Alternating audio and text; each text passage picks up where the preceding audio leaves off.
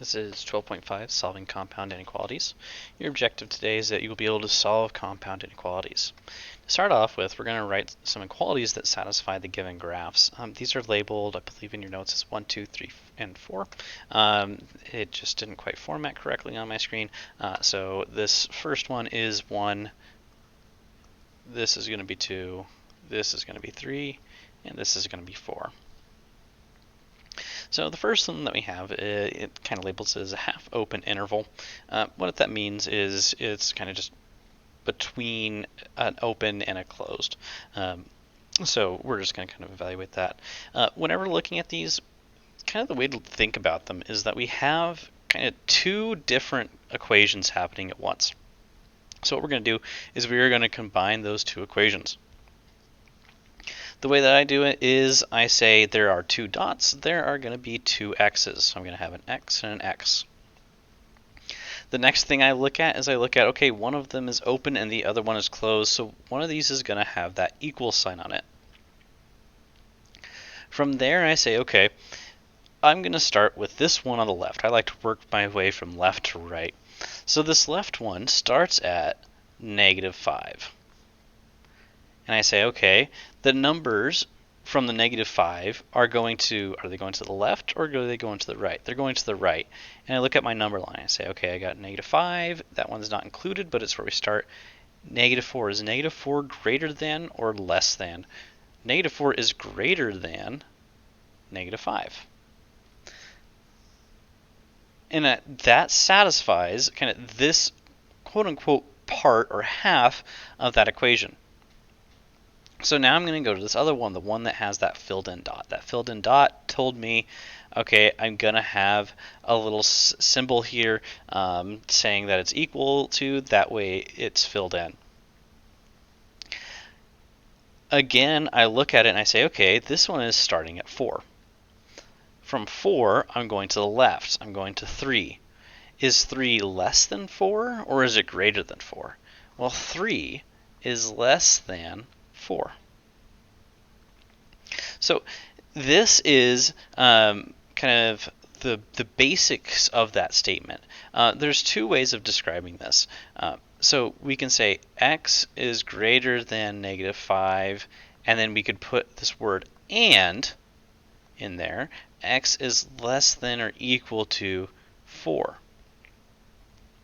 Another version or way that you might see this is x exists between these two, and so we can actually label them and label it like this. So -5 is less than x and is less than or equal to 4. And we can have those in between the two. Now this way actually works. This only works really whenever you're in the middle of them, whenever your answers exist between the two. Alright, now let's go to number 2. Same ideas, so I know that there's 2, so I'm going to have an x and an x. I'm going to say, oh, they're both open, so there's not going to be any equal to signs. There's going to be a -3, and there's going to be a 6, because we have -3 and we have 6. From there, we say, oh, -3, we're going to the right, -2 is greater than -3, and 5 is less than 6. You can kind of get how that starts getting a little bit quicker for you as you kind of like look at it. So we say x is greater than -3 and x is less than or equal to 4. Alternatively, we could write it like this. -3 is less than x. Oops, I totally read the one above it. Apologies about that. X is less than 6. There we go. And x is less than 6.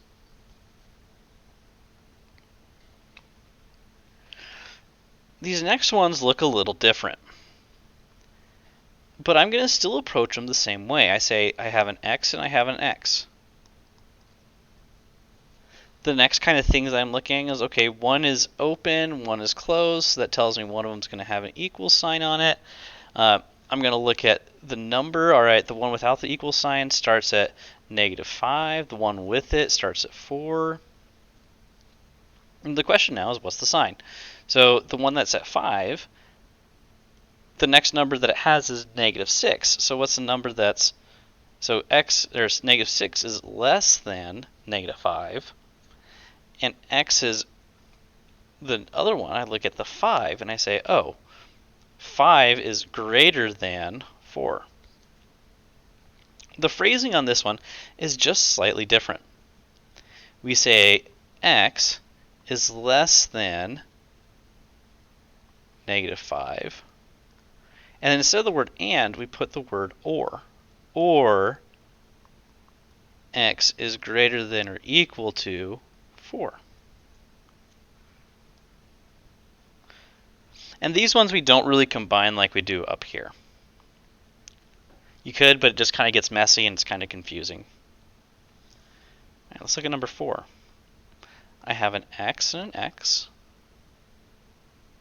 Both of them are open, so I know there's not going to be any equal signs. The two numbers are -3 and 6. For -3, I'm going to -4, so -4 is less than -3.